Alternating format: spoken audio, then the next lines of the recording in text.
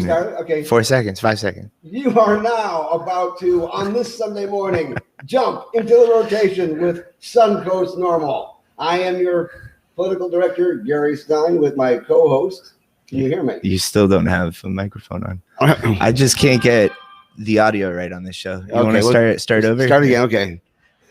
It's Sunday morning and time to jump into the rotation with Suncoast Normal here in Ybor City, where it all began.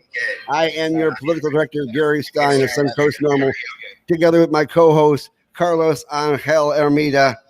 How you doing today, Carlos? I'm doing good. People are already trying to come in here and shop at Chillum. I already had to kick my first person out for the day. Wow, fantastic. Yeah. And hitting above the Beltway, it is Chris Cano in Maryland today to talk to us about some of the national things that are going on in a segment I call Hey Joe. Indeed. There's a lot of developments federally in regards to cannabis. One of the big ones is that the MORE Act has been reintroduced into the House of Representatives. And for those who aren't following along, the Marijuana Opportunity Reinvestment and Expungement Act was passed by the House, the first time any marijuana legalization has been passed by any chamber of Congress back in November.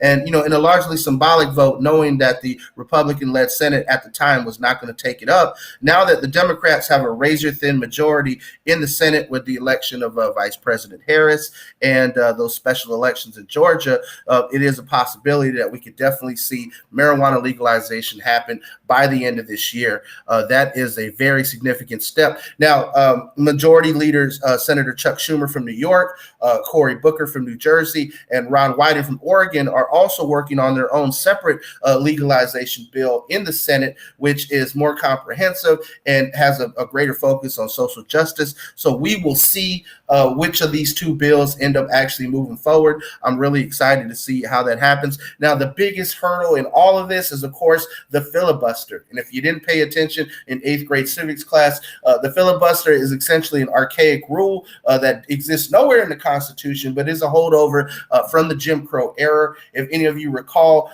there were a few Dixiecrats who actually tried to filibuster the Civil Rights Act of 1964.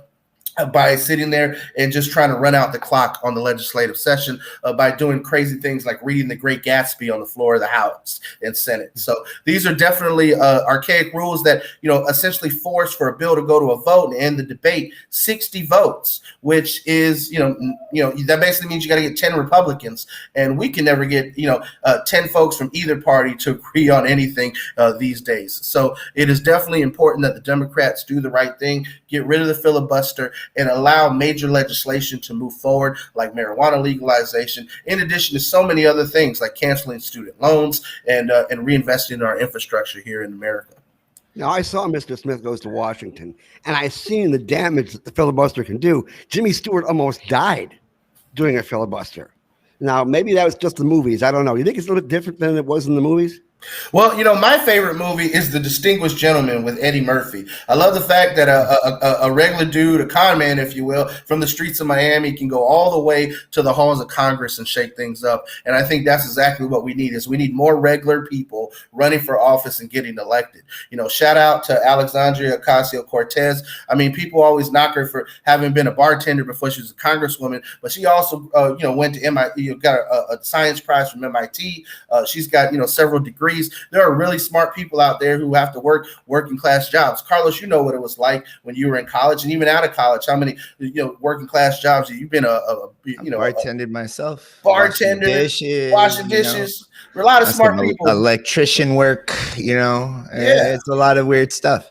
And on that note, I also want to just mention, Carlos Hermida for mayor of Tampa. That's all I want to say. That's in the anti-carrot cake party. Not anti-carrot cake, anti-mosquitoes, and anti-religion. But I'm pro-weed. Love it. You guys got really quiet after that. I dig it, Carlos. I would vote for you, but I don't live in Tampa. I don't even live in Tampa. That's me. Carlos is going to have to move literally across the street in order to run for mayor.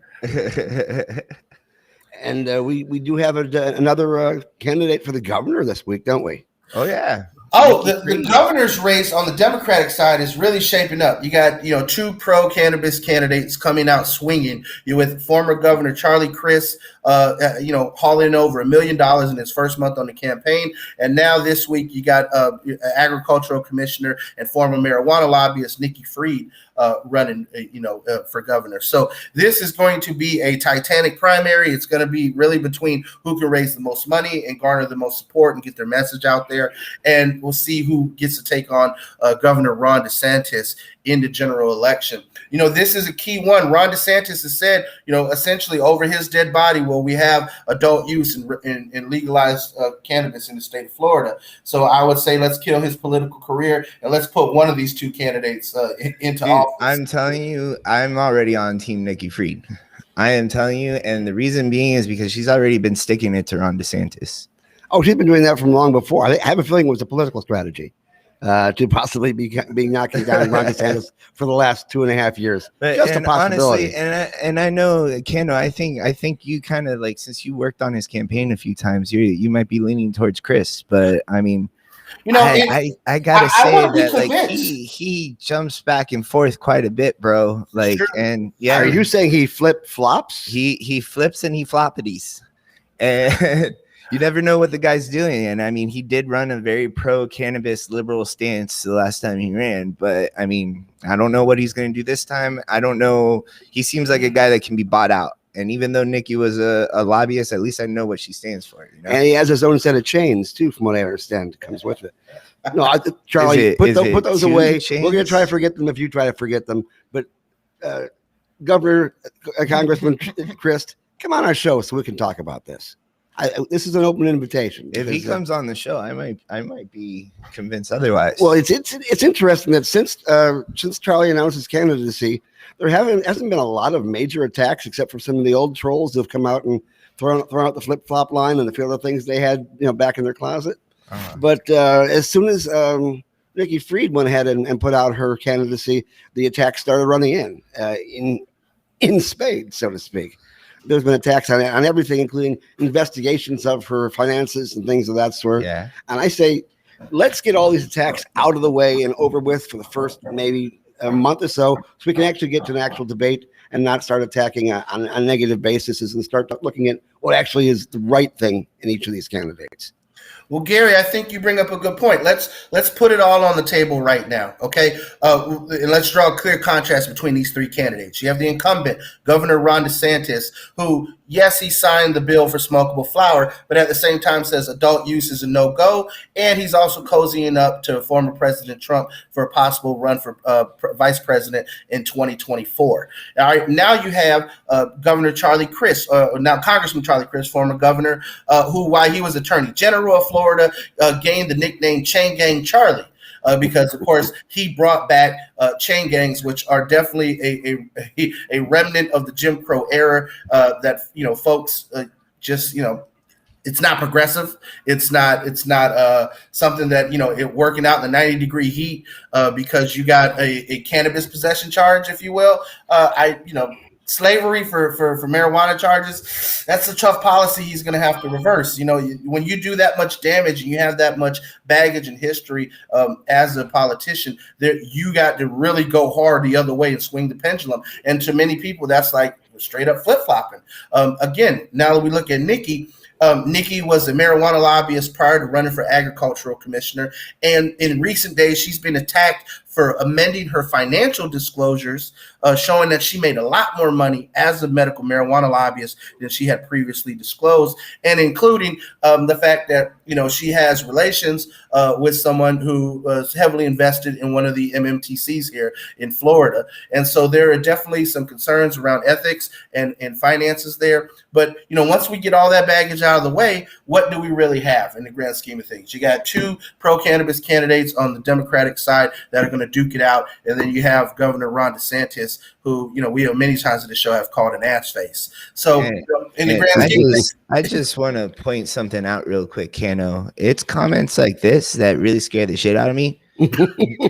Because these are people that don't understand. Like, this is why cannabis isn't legal in Florida, right? It's comments like this. It's people who think like this, right?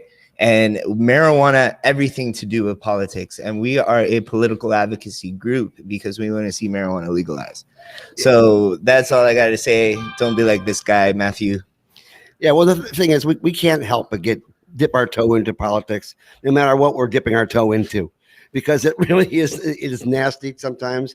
But the fact is, politics has gotten us into this prohibition, and really and truly, the only way we're going to get out of it with any sense of form is by attacking it politically, so that we can actually obliterate the prohibition, which has been here for so many years. And if you can do it without getting into politics, if you can do it just on the fact that this is our right and our freedom, you're going to be waiting a long time to get this done.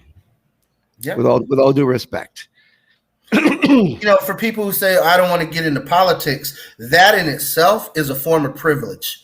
If you are black in America and you don't want to be in politics, you're missing out. If you're brown in America, you definitely want to be paying attention to politics. If you're a weed smoker in America, you want to be paying attention to politics. The people who said, I don't want to get into politics, and they're potheads, are people who pay $40 a gram. And you know what? Keep paying that for yourself, Chad.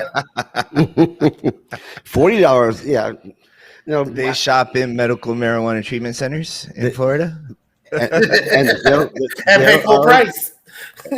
I got news for you. Boutique strains are coming. Expect to see something along the lines of 70 and an eighth being not outrageous when some of these guys come into town, because we still don't have a free market here in Florida and in many other states as well. So it's not just pinpoint Florida, but we have a lot of people who don't have a free market. And so therefore, that is why you have these prices that are all over the map.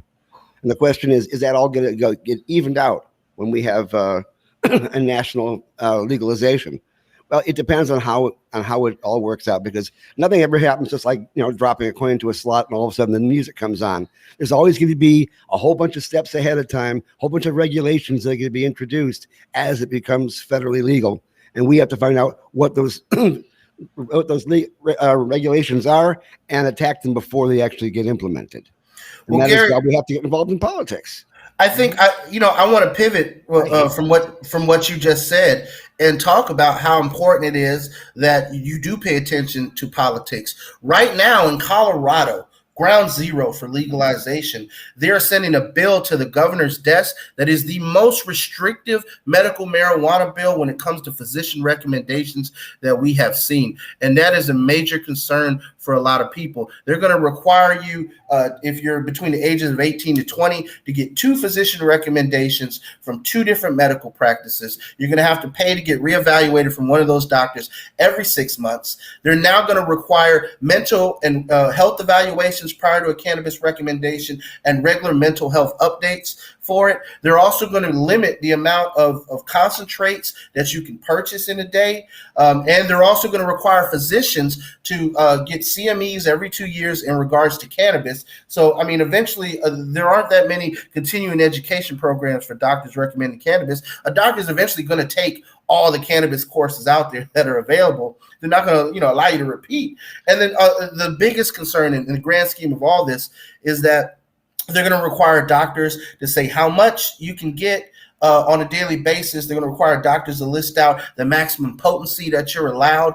And in no other state is there these restrictions being put on recommending physicians. And the reason that it is happening in Colorado is because we know Colorado has set the national standard for what cannabis looks like. And they're attacking a medical program that's been around 20 years now that has worked just fine, that we don't see issues with.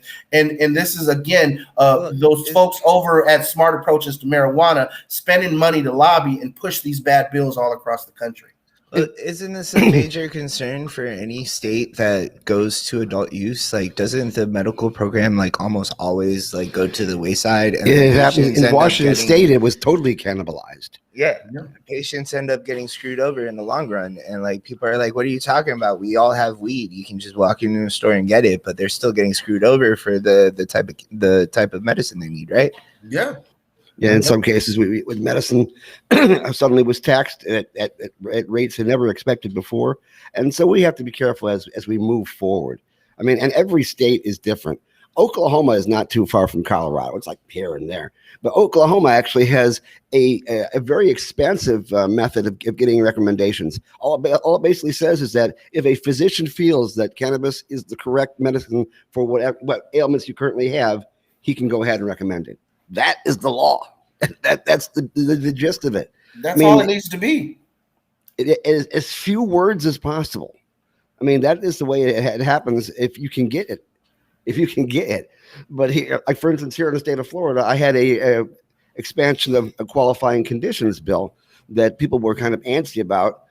One particular Republican representative said, "Whoa, this bill has got a list on it. You know, bills with lists really have a hard time passing." And I said, "Why is that?" Because then they have to argue every single item on the list. And I said, that doesn't seem quite right, because I've seen a lot of things where there's a list of things, but they only go after one or two of the things that really will raise any eyebrows and close the rest out. But we need to have things added onto our list of qualifying diseases. Autism, for God's sakes, why is that not on the list of things right now? General anxiety disorder. Gary, I'm glad you mentioned autism. This week, promising review came out in the Journal of Trends in Psychiatry and Psychotherapy that showed that in clinical trials that they were doing in Brazil, that cannabinoids were shown to improve and definitely help children who have autism.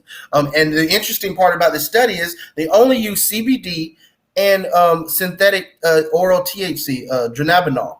So, they're not even using the good stuff, if you will. And so the fact that if these cannabinoids can show promise, taking a deeper dive into medical cannabis and taking a deeper dive into allowing more conditions to be treated with medical cannabis is what we should be doing, not passing more restrictions and making it harder to get a doctor's recommendation, because that's a catch-22 in itself. Here in Florida, we have politicians that will argue, oh, this is like the pill mills. There's only a handful of doctors recommending it to hundreds of thousands of people. Well, ass faces. The reason that's the problem is because you made it so goddamn hard for people for doctors to get certified for the recommendation, and then you make it ridiculously difficult for patients to go out here and get it, because they consistently have to pay money to the state to get their card renewed, have to pay money to the doctors for their recommendation. It's an additional recommendation for smokable flower. In the end, you keep making more paperwork, you keep making it harder. What we need in government is less paperwork. That is what we've heard since the 80s, is smaller government is better. Then why the hell do very libertarian right now? Very libertarian. I'm very, liberty and freedom minded. Yeah, you're pro freedom, yeah. Pro-freedom, exactly. What American is not pro-freedom? I'll tell you which one. The ones who are sitting in office jerking us around and thinking that, oh, well, I make $174,000 a year. I know what the people need. Kiss my ass, okay? You all who have not had a real job in how many years, that have been in Congress, how many decades, have no idea what the regular people are suffering through and going through, which is why it always drives me crazy when I see members of Congress wearing a hard hat, operating a crane or doing something out there. And it's like, you're just getting that for pics for your website. All right, let's be real. You have no idea what people suffer with and go through every single day. You're out of touch. And the fact of the matter is that on this legislation alone, we see so many members of Congress out of touch, which is why normal has to exist, which is why we have to be politically active. And that's why we encourage our members to be politically active. And to everybody who's sitting there in the comments talking that shit, you know what? When's the last time you got up to Tallahassee, set up appointments, and went and talked to your representatives and actually push something? Because if you're not getting off the couch, if you're just commenting on social media or sharing shit, it is not enough. You got to roll up your sleeves. Politics is a contact sport. You're going to have to take some hits. You're going to have to get some bloody noses. And we know it. Gary, how many times have you been in Tallahassee? You finally get a representative that you can talk to, and they're trying to sneak out the back door. Or they're trying to run the other way down the hallway from you. Thankfully, there's narrow hallways, so they can't go too far from you sometimes, right? That's true. And I also know the back way in. So as you get down to the bottom of the stairs, I'm right there.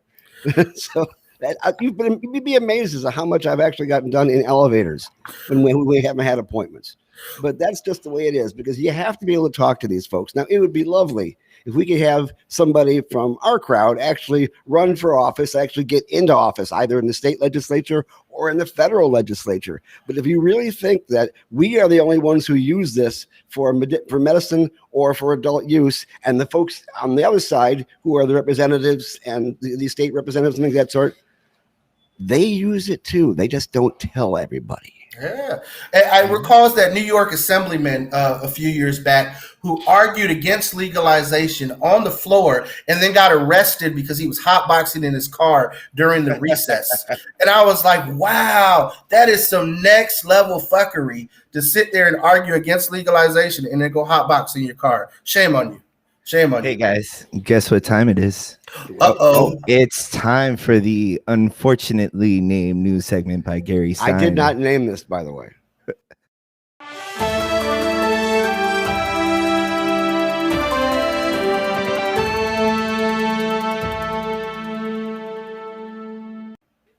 Wow, that made my heart skip a bit. I'm gonna have to go back to the cardiologist. That was pretty cool, huh? It is pretty cool. I'm not a videographer, but I can do a few things. That was a Carlos piece, and that was just wonderful. And what a great segue into the fact that they said, let's do all the real news, all kind of crammed together in the middle in one big spot. So let's go ahead and do this logically. Let's go after some of the most important news stories out there, and let's make it happen. So let's start out with this. Okay. Let's start with this story. Flora grown. What the hell happened? I mean, here was the bill that was going to destroy the vertical mandate, allow horizontals in here, break open the market. And what the heck happened? I'm going to tell you the answer to that at the end of the segment. I want you to stay to the end.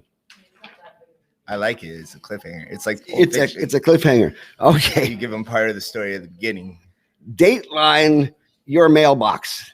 Amazon announced this week that they are no longer to be testing employees for cannabis. Now, what does this mean about Amazon opening up? Well, first off, it means that they actually come to their conclusion that if they want to have a robust workforce that actually comes to work healthy, then maybe you need to go ahead and get those folks who use it for medicine and get them to and allow them to go ahead and work, allow them to go ahead and make a living, even though they have to use this for whatever medicinal reason. But as always, there's this double-edged sword because we're talking about Amazon here, guys. Now, who better to take over the entire logistics of cannabis being transferred from state to state once it becomes legalized if these other guys pushing legalization? So and guess what Amazon is doing? Amazon is putting money into federal legalization. Okay, this is a ploy. They're trying to get in on federal cannabis distribution. Isn't that I like it. I didn't even think about that. You got to think about these things. Well, I thought they were just like, we got to hire some potheads. Absolutely. So here comes Amazon. That truck is going to have a bigger smile on it than ever when it starts distributing all that stuff from state to state. But that is where we go. Dateline, Nevada. The place where where Sin City grows has had some great bills that have just passed at the end of their session this last week. First off, they have Bill 400, which amends the state's traffic safety statutes so that when you operate a vehicle and there's a trace amount of THC, they're not going to be able to ticket you for that or bring you to jail for that because of the fact you're not actually impaired at that point in time. You just happen to have a trace amount in your blood. So it's going to be in the law now from that on. And they've also set up a situation where you can have social consumption lounges in the state of Nevada here are going to be legal. Now, what that means is that just like here in the state of Florida, public use is illegal. That means you can't just go ahead and smoke on the street. You can't smoke in a hotel room. You can't even smoke in your own apartment if somebody else owns it and they don't give you permission. Basically, you have no place to go unless a home that you actually own legally. But here is a situation where you can have a place to go where you can bring in your own cannabis and be able to consume it on site, either from the dispensary next door or in what they call independent consumption lounges, where they contract with other dispensaries. So you can go ahead and purchase what they call single use amounts and bring it in and be able to imbibe in a social atmosphere. And they make certain you get home safely. Isn't that a great idea? Isn't that an idea whose idea has come? Come in. Come in. I have Come to. in. I have to definitely. Did you pay your rent? Oh, you can hear that. You can hear my wife. It's like, so somebody's trying to get into the cannabis consumption lounges already. Dude, I can't wait for that. I can't wait for that because I go to Vegas for work pretty often. And I mean, I frequent Planet 13 when I'm there, and they've been getting ready for this shit. They've got like a whole part of their building. They've been waiting for the consumption lounge. I'm going to get high. That's right. In Las Vegas. I have to say, Gary, if we had cannabis consumption lounges in the state of Florida, okay, and knowing that Tampa is the strip club capital of the world, would it be entirely theoretically possible that one could consume cannabis and have exotic dancers? I think you can do that. Yeah, you can actually do that.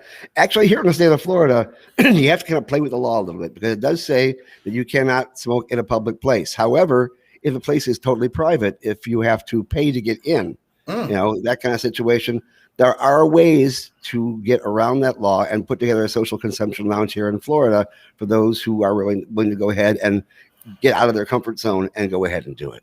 And other states as well. But we have had consumption lounges in Denver and also in Alaska by law. And now we're moving forward. Now we are moving straight.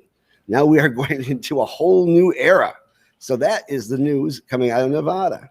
Now, there are other states that have had some really hard times this last couple of weeks. And we were out last week, but hey, what can I say, guys? Mississippi, you've just missed it out because they went ahead and had a ballot measure that passed. And what happened? They had the legislature go ahead and overturn it. Just like what happened in South Dakota a little bit, where you have Kristi Noem, the governor, that's Gnome, Kristi Noem, who went ahead and filed a lawsuit to stop that bill from moving forward after the people have already voted for it. That's the kind of thing where the will of the voters has been usurped. And basically, that is Florida's job, and I resent that. That's what we should be doing at all times because we do it better than anybody else. Kind of like the Felon Act and things of that sort. If we vote for it, they'll overturn it or find a way to mess it up. Gary, that's an interesting thing. Normal actually penned an op-ed recently that said, why are Republican politicians canceling their own voters on marijuana policy? That's the whole point. I mean, guys, we do vote for you. And we actually passed this with 73% of the vote, 71.3% of the vote back in 2016, which means there were a lot of Republicans and a lot of Democrats and a lot of libertarians and even some agnostics who went ahead and voted for this. So, guys, if you want to stay in office, stick with us. Yeah. We can help you get there. And there's a lot more people on your side. Yeah. So, Grady, if you're listening, call in. We'll help you get reelected, brother. You just got to come over to the dark side. There you go. Now, as long as I have my hat on today, which says the Tikkun Olam, which is a Hebrew phrase meaning to heal the world, essentially. I have to bring up what has happened in Israel this last week. They've had a rough couple weeks. They had, rockets going this way and rockets going that way. And the Trump of Israel, Bibi Netanyahu, is getting ousted from office because they're putting together a coalition government behind him that's going to get him out of there and change the nature of things. And Israel is not only important to the Jewish religion, of course, but especially for cannabis because it has been the center of research for many, many decades, starting out with Raphael and Meshulam, who was able to totally identify the THC back in the 60s. And when they continue to move forward. And what is really interesting is they've had a great medical program. You can go to a pharmacy and pick up a prescription for cannabis in Israel. That is how open the medical program is. But they've gone one step further with the new government has stated they are going to go with full legalization. Wow. I find it interesting that in Israel, they allow patients to consume it in the hospital. And I know that's something that some states here, in particular California, was looking at, is allowing patients who are terminally ill or just in general, you shouldn't have to wait till you're dying to utilize your medicine in the hospital. And that is the one place in America right now where, if you're at home, you can utilize medical cannabis for your wellness. But the minute you actually get sick and you're forced to be hospitalized, now you don't have access access to your medical cannabis. You have to sneak it in. And I get tired of seeing YouTube and Facebook videos of patients struggling, having police come into their room and harassing them just because they're trying to feel better. It's not right. People should have a right to consume cannabis, especially in a hospital setting. Absolutely. And of course, the nursing homes, they have almost standards of care that have to do with utilization of cannabis for the patients. And they have some of the happiest and the healthiest seniors in some of those nursing homes than almost any country in the world. And they have export rights in Israel, too. They export to Greece. They just recently started exporting to the UK. And they have fine crops over there, and they do have one brand over here in Florida, Cocoon, along with the other states that it goes to. So here's to Israel. I hope you guys get your act straightened up and take care of everybody. Cocoon is like actually from Israel. That's where it started. Okay, yeah, the people who started up after started looking into the situation in the 1990s, and they made it official back in like 2007. I think was when it first started up. And they opened a cannabis business here. They're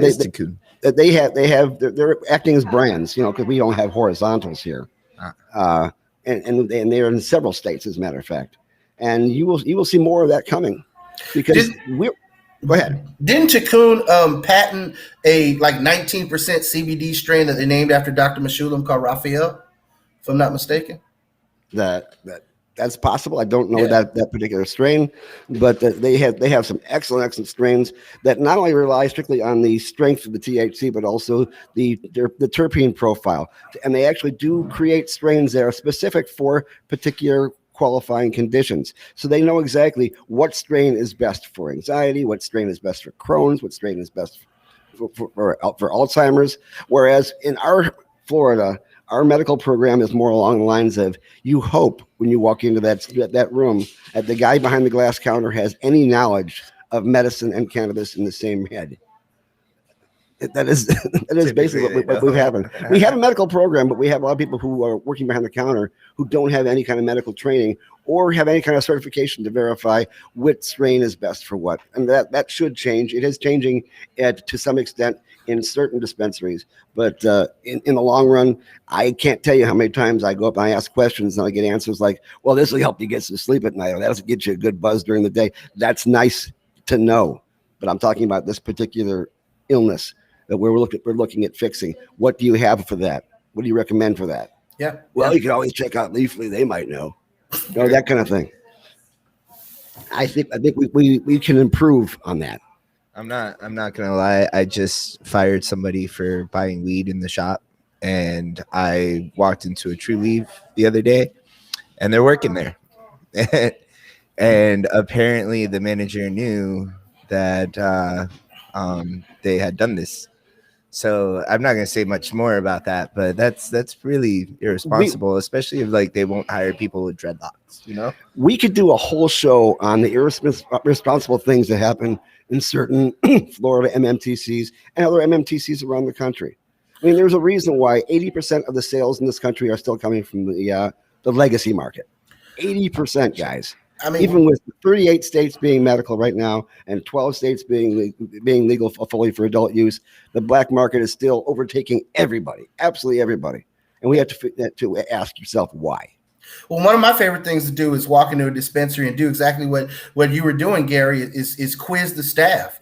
This standard of a level 2 background check here in Florida to hire dispensary staff is absolutely ridiculous in many cases, because it precludes people who have past experience in the legacy market, who may have a possession charge or a cultivation charge. But the fact is that you need experts. You need people with product knowledge actually working in there. And I'm sorry, but hiring someone who at the age of 22, who probably hardly ever smokes weed or have never smoked it or did it once, even to Carlos's point, is that they had a guy who could pass the background check, but who was clearly a criminal. It's definitely an issue. These dispensaries, a lot of them are supposed to produce policies around social equity, diversity, and hiring. And they think just because they hire a VP of diversity or they put together a plan of some sort, they actually have to follow through with it. And they don't. And that's the problem that we have, is that the industry here in Florida does not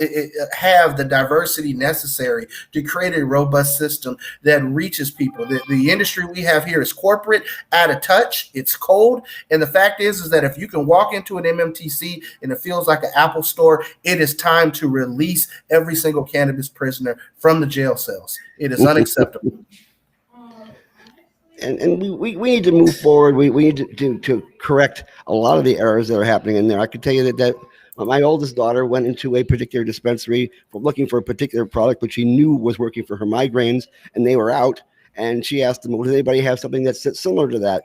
And she saw so many blank stares that she went ahead and stopped for a second, took a step back, and went ahead and called their call center. And from the call center, got the same basic pause on the air saying, I don't really know how to help you here. And she got down on her knees, just like that old Platoon movie, looked up in the air and kind of shook her hands like this and asked herself, why am I the smartest person in the world? I'm not supposed to be there. But that hopefully will change. And that's because we're calling you out so you can change it. And I know that there's been a problem with regards to actually staffing a lot of these dispensaries, because they're saying, well, people aren't coming back to work here. Well, a lot of these dispensaries never really closed down because they were always essential businesses. But for some odd reason, they're having trouble with hiring. Well, maybe it's because you guys are hiring for too little. Maybe it's because guys have an option if they have a chance to get a job someplace else for $15 an hour and you're offering 11 and you happen to be a dispensary. They're not going to come and work for you just because you're a dispensary. Unions for us. Oh, yes. Unions will help there, too. Okay, I gotta get back to the news here. In a union. Absolutely. Dateline, every place you can imagine, centered in Washington, D.C. We had a federal study that came out this last week, which looked at the use of by youth from 2009 to 2019, especially in all these states that have gone legal both for medicinal or for adult use. And guess what they found out in regards to the amount of use of cannabis in youth? It did not go up at all. In fact, in some states, the amount of use in youth has actually gone down. And there's a couple of reasons for that. First off, you know how everybody hates my dad jokes.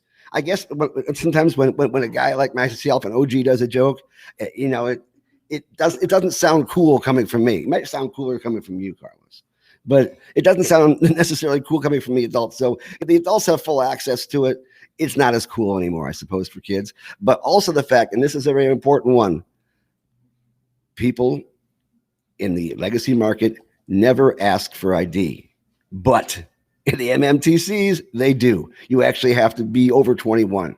So the more legalization we have, even with an amount of regulation, it actually cuts down on those who shouldn't be using it, not using it. Wait, so I'm waiting for Chris to go. Hold on one second, Gary. Let me look at your logic here. You're saying that if you regulate it and you control who can consume it instead of just giving it in the hands of criminals, right? Then less kids will get their hands on it. That's right. Whoa. Now, crazy. You've heard this gateway theory, right? Where cannabis is supposed to be the gateway to all evil. I mean, you go straight from a joint to go ahead and getting out a razor blade and making lines on it. Yeah. Pretending you're Matt Gaetz and the whole bit. No, you smoke weed and you become a homosexual. You get pregnant from a black guy. And what are the other ones? That hasn't happened to me yet. You do heroin. It'll make you do heroin. Yeah, well, that's the whole thing, because when you go to the guy on the corner, he doesn't just have 4 different kinds of pre-rolls. He also has stuff in little bags, both in crystalline form and in pill form and things of that sort. And speaking of things in crystalline form, Dateline, Pensacola, the town that was named after what former Vice President Pence was drinking to forget. Pensacola is a city where you have some of the dispensaries that have some of the highest sales in the state. And it's so close to Alabama, which is just recently becoming legal over there. And we're going to see some shifting and things in there. But there was a situation, and I want to call it out just a little bit. There's a woman who is a medical cannabis patient who uses it, and she had a party with some friends and relatives, and somebody brought over a package of California gummies that said Hawaiian Punch on the outside. And you could tell it was a California package because there was the correct labeling on the package with the CA for cannabis, for California rather, and THC and a little thing. So we know it was California packaging. And also because of the fact it was colorful and it said Hawaiian Punch. Now, I've never been a big fan of the guys in California who decided to go ahead and break copyright and make candy bars called Mr. Good Bud and that kind of thing and just mimic. And of course, let's not forget Nerd Ropes. But the fact is, yeah, that does confuse things in regards to kids who don't know any better. And there happened to be a 6-year-old girl who found a gummy package would happen to have a 50 milligram gummy in it of Hawaiian Punch. And of course, the mom panicked, took the kid to the emergency room, talked about how the child was at death's door all night long and her breathing was shallow and things of that sort. Actually, what she really needed was some sleep. But I'm glad the kid did okay because, you know, it is kind of a scary situation. And obviously that shouldn't have been in the hands. But this lady is very adamant about going after California packaging laws and saying how we have to change that, how Florida's gotten it right and they've gotten it wrong. And we need to start doing some suing. I would hold back on that. Why we need to just go ahead and change some things. If you live in California, that kind of like helps. When you're not a citizen of California, it's very difficult for you to change California laws, especially in a lawsuit. And especially because of the fact that if there was in her house, no matter how it got there, a package of gummies from California, it's there illegally. That does not give her. She snitched on herself. Well, she snitched on somebody. Somebody brought it to the party. The fact is, it wasn't supposed to be there legally. And so that does not put you on solid ground legally to be able to sue somebody else if you're using a product which is illegal for you to own. But I wish her well. I hope that her kid continues to thrive and learn not to eat anything that she looks at, and it's in a colorful package. I definitely said have a different stance on this. I don't think we should market cannabis products for kids, but I think the more cannabis for kids, the better. Well, Adderall comes in a gummy, you know.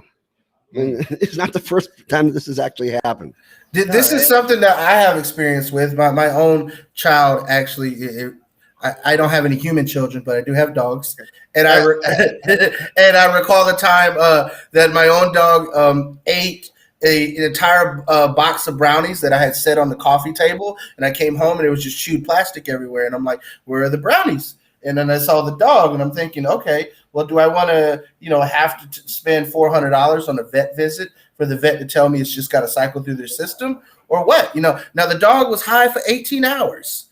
And the funny part was that every time someone knocked on the door or she heard a gunshot outside, she wanted to get up, but she couldn't. Because she was, had couch lock, if you will, to the floor. So again, edible safety is important. Lock them up, label them, put them somewhere where children don't have access to. But in the grand scheme of things, if your pet or your child gets access to it, unless they're not breathing, let them sleep it off. They'll be fine. But wouldn't that would scare me because of the chocolate in the brownies. That's what I was terrified of. Because of the weed. Yeah, I thought, oh my God, my dog ate a whole thing of chocolate brownie. She consumed, I think it was 100 and, it was probably 180 milligrams that she consumed. Are these ones you made yourself, or the ones you had purchased over there in the Beltway? No, actually, I think I picked it up at a Legacy Market pop-up when we were in Florida. Those things never happen. Yeah. Yeah. Illegally. Okay. All right. Now let's go over this last elephant in the room. One more elephant. Flora grown. What the hell? What the heck happened to you? What happened to you is this. What the hell? A 52-page opinion from the Supreme Court of Florida, appointed by none other than Rick Scott and our current governor, Ron DeSantis. Everyone is more conservative than the other. 6-1, they voted against it. The only dissenting opinion was coming from Justice Lawson, who only concurred in part and concurred in another one. But it looks, when you read the thing, and it's hard to read because it's 52 pages of legalese. But basically what they've done is they started with a foregone conclusion of how can we shoot this down? And then we find a convoluted way to go ahead and work on logic to make it happen. Because what this was all about, basically, was the fact that when we voted for Amendment 2, the language in there said that an MMTC has to be able to cultivate, process, or deliver product, which when you say or, that means you can do any one of those things and become in the market. But when that bill finally became law through statute, after the legislature changed it, that "or" became the word "and." And all of a sudden, we had what is called a vertical mandate, where you had to do everything from seed to sale. And what basically Judge Gevers had said when this case came to her in 2017 was that that was not constitutional, that was a restriction that was not in the original amendment and therefore should not be here, and therefore it should be unconstitutional. And we were really excited because that was fantastic. We won the case, and then of course the state appealed it, and so it was automatically stopped. And then it went to the Court of Appeals, and again, it won in part. And again, the state appealed it, so it went back again. So it went to the Supreme Court. So here it is, a case that was filed originally in like October of 2017. Here it is, 2021, and we're just getting the answer to it now after the state has done everything they possibly can to stop it. Well, having the court loaded with ultra-conservative folks who may or may not be totally convinced that it's the law that should be guiding their decisions and not what they've been told ahead of time. They went ahead and came up with a bizarre, convoluted set of logic, which said that when they were saying that in the original amendment, cultivating, processing, or delivering, they're talking about the things, any of the things that an MTC could be doing. It didn't really necessarily limit on how much they could do or not do.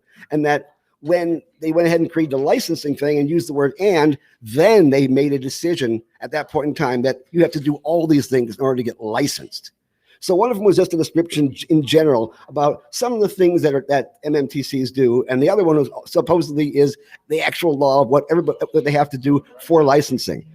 That is a bit of a convoluted sign of thought. What do you think about that, Chris? Can you wrap your mind around that? I think Carlos summed it up with the words that he put across the screen. Florida Supreme Court is filled with old white guys who don't smoke weed. And until we get a new governor in there who's going to appoint new justices, we're going to continue to see these bad decisions come from the Florida Supreme Court, especially when it comes to cannabis, but not just cannabis, when it comes to bills that are passed by the voters. They are making it much harder to pass laws from the ballot box.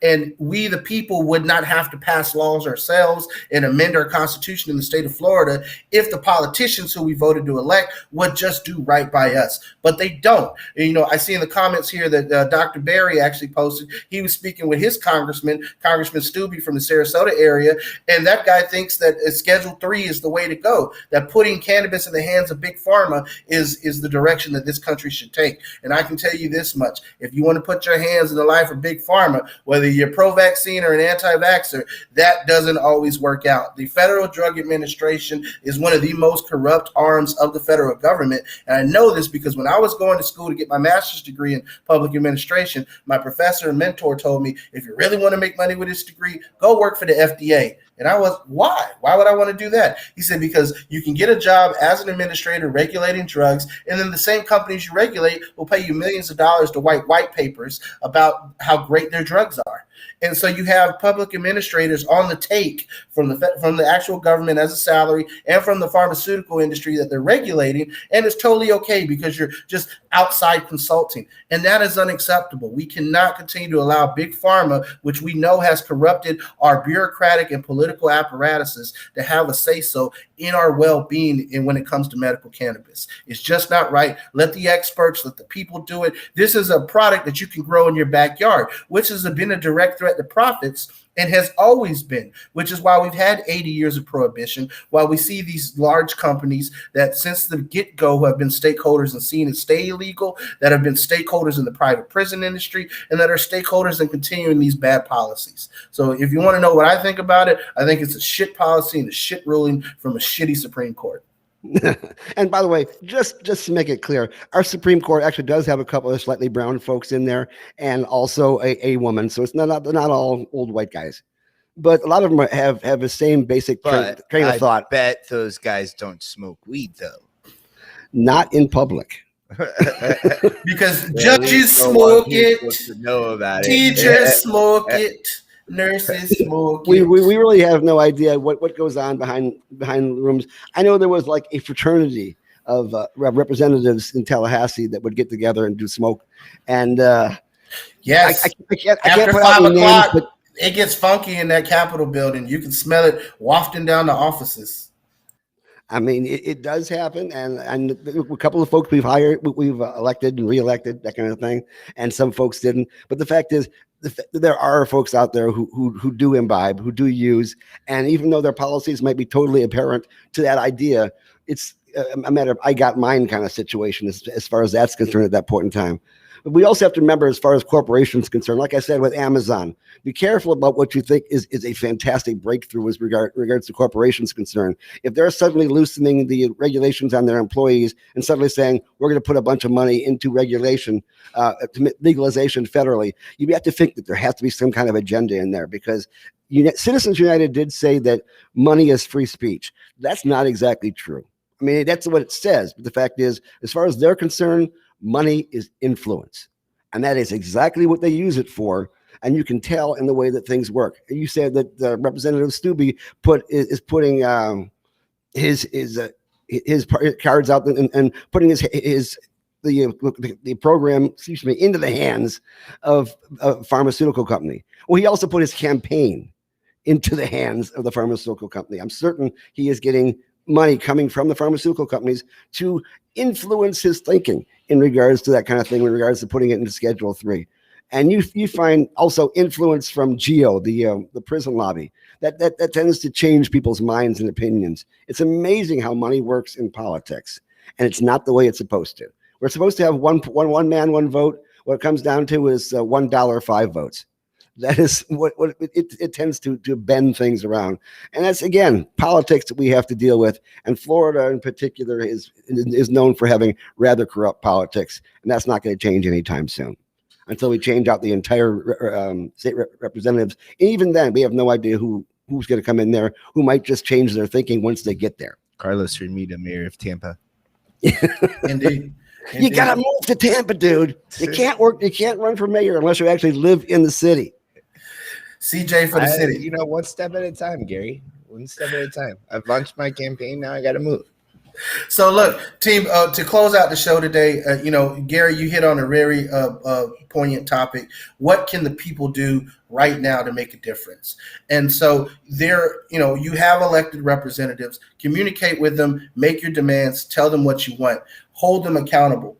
And there are 2 quick petitions that you can sign, action alerts that National Normals put out. Number 1 is tell President Biden to follow through on his commitment to expunge marijuana records. During the campaign trail, he said, I think we should decriminalize marijuana, period. And I think anyone who has a record should be let out of jail, their records expunged, be completely zeroed out. So if that's his words, quote, in the grand scheme of things, sign this petition from National Normal, ask President Biden to hold strong to his commitment. The second thing and most important thing that you can do, and I tell you, there is so much packed into this, but we just had Memorial Day weekend. So many veterans have given their lives for this country, and so many more have even taken their lives once they've returned back from the war zones. We should demand federal legislation, which is currently pending, that expands veterans' access to medical marijuana, be passed through the House and Senate. The fact is that the Veterans Medical Marijuana Safe Harbor Act, which is Senate Bill 1183, House Resolution 2588, is bipartisan legislation that will expand and facilitate medical cannabis access to military veterans who suffer from chronic pain, PTSD, and other serious medical conditions. Presently, the VA doctors are forbidden from providing the paperwork necessary to complete a medical recommendation, thus forcing military veterans to have to go to out-of-network physicians, pay hundreds of dollars out of pocket for that physician recommendation, and in many cases feel spooked about talking to their VA doctors about medical cannabis use. And this legislation will allow them to open up and speak with their doctors openly about their use and have their doctors actually help recommend their treatment regimen. This is so important for our country, for our servicemen and women, and for moving cannabis prohibition to where it needs to be, buried 6 feet under, and a bad part of our history that we can put behind us. So fact of the matter is that we need your support right now. Contact your member of Congress, sign and click the links that are in the chat, and do what you can to actually make a difference today. And on that note, I think it's about time that we jump out of the rotation and everybody get on with their beautiful Sunday morning. And remember, guys, having a certain, we are a subscriber only service as far as Suncoast Normal is concerned. And you can become a subscriber, you can become a member, and you can be part of the fight. And we will help. We will help get you there. We will help get you all the information you need to be able to contact the people who need to be contacted and make them happen. And you get this fantastic gold pin that you can put on your lapel, that right here, which makes a lot of great conversation in the supermarket. And if people give you a hard time, you can always tell them it's like, I love that maple leaf on your lapel. You could tell them it's a maple leaf. That works. I say I'm Canadian, and just say go on from there. Or you can just say no, this is like a cannabis leaf, and I'm proud of it. And let me just sit down and talk to you all about it. No, the truth is the way that Suncoast Normal survives is with our members. We need you to donate. You need to come to our events. We got some great things coming up for you. We'll announce them pretty soon. But, you got to donate. You got to become a member. You got to show us some love. You get a membership card. You get a lapel pin. And we don't see any of that money. We just use it for legalization purposes. Trust me, this guy over here is broke. And the good thing is, a lot of these politicians will come on your show for free. You actually don't have to pay them to come on for free. You have to pay them to do everything else practically, but not to come on these shows right here. So, Nikki, the spot here is waiting for you. Governor Chris, Congressman Chris, your spot is waiting for you. Anybody else is running for office wants to have a podium over here, come on over. Let's talk. Yeah.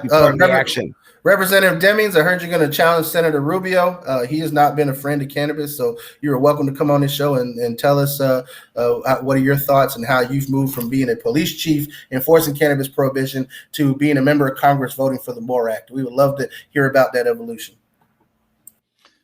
Bye, everybody. I think that's it. I'm going to jump out of this rotation. Oh.